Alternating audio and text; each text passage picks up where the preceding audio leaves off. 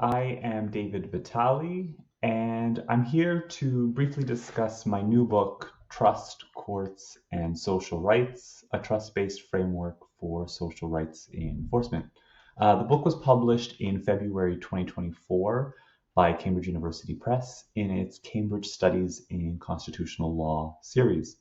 Let me start by, of course, thanking everyone at Diritti Comparati, especially Giuseppe Martinico and Cristina Fazone, for their very kind invitation to talk about my book today. So the book responds to a long-standing debate in the comparative constitutional law literature, and that debate concerns how courts globally can and indeed should enforce social rights protected under national constitutions. Across the globe, constitutionalized social rights have become increasingly common, protected either explicitly or implicitly. Despite this global trend, however, there remains significant disagreement regarding how courts should go about enforcing this category of rights. The book therefore proposes a new legal framework for the judicial enforcement of social rights. And that framework is rooted in the novel concept of trust, specifically public trust in government, or what we can call political trust. Under the book's proposed trust-based framework, what courts do, or rather should do, when enforcing social rights is promote specifically the trustworthiness of government actors, thereby effectively creating the conditions under which it is possible for the public to trust its government.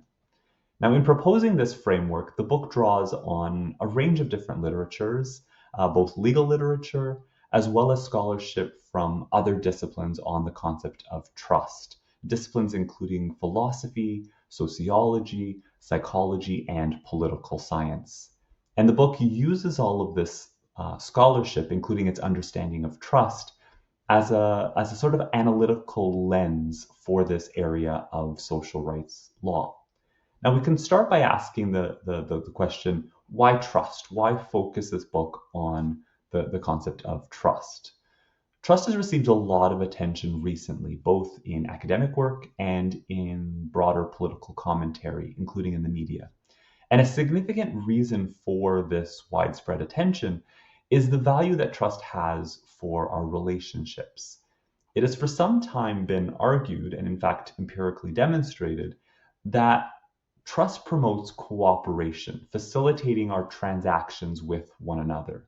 And in the political context, this means that public trust in government, or political trust, promotes public cooperation with government.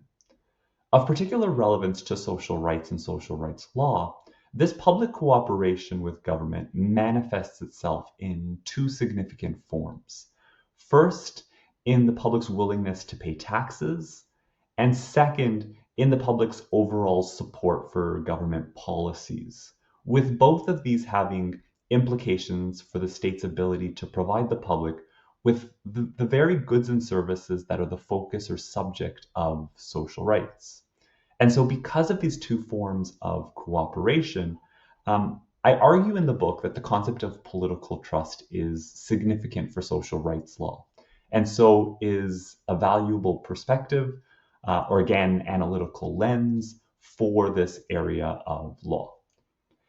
In the book, I develop the trust-based framework in a series of steps. First, I take the initial step of conceptualizing trust in the social rights context, particularly in the relationship between citizens and the elected branches of government, that is, the legislature and the executive, and specifically with respect to social rights, what I call, for ease of reference in the book, the citizen-government relationship.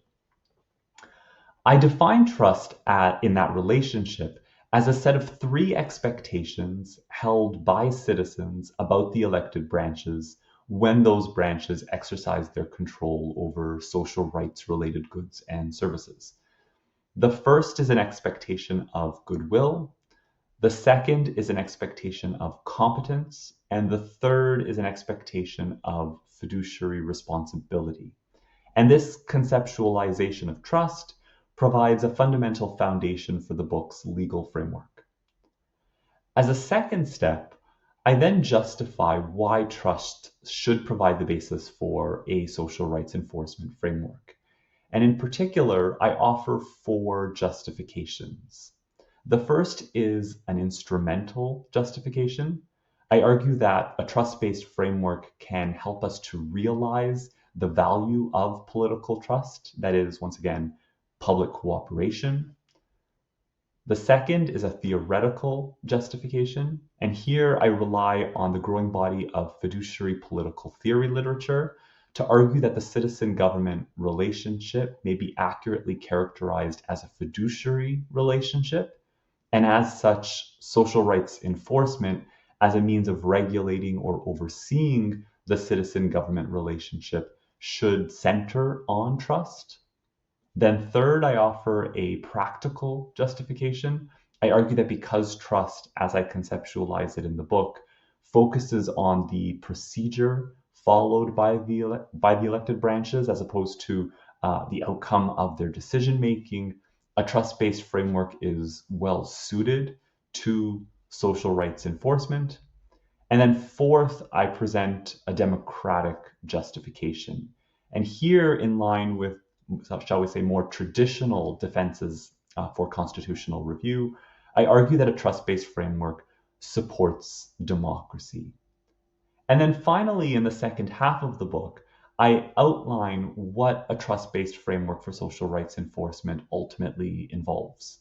I explain that to promote the trustworthiness of the elected branches, the courts must hold the elected branches to what I describe in the book as a standard of trustworthiness, enforcing the three constituent expectations of trust. And chapters 5, 6, and 7 of the book each focus on one of the three constituent expectations of trust, elaborating on what that expectation involves in the social rights context and how courts can go about enforcing that expectation. And to illustrate how the framework operates in practice, in those three chapters, I use cases and constitutions from a wide range of jurisdictions globally. So that gives you, I hope, an overview of the book. I hope you enjoy the book, and thanks very much for listening.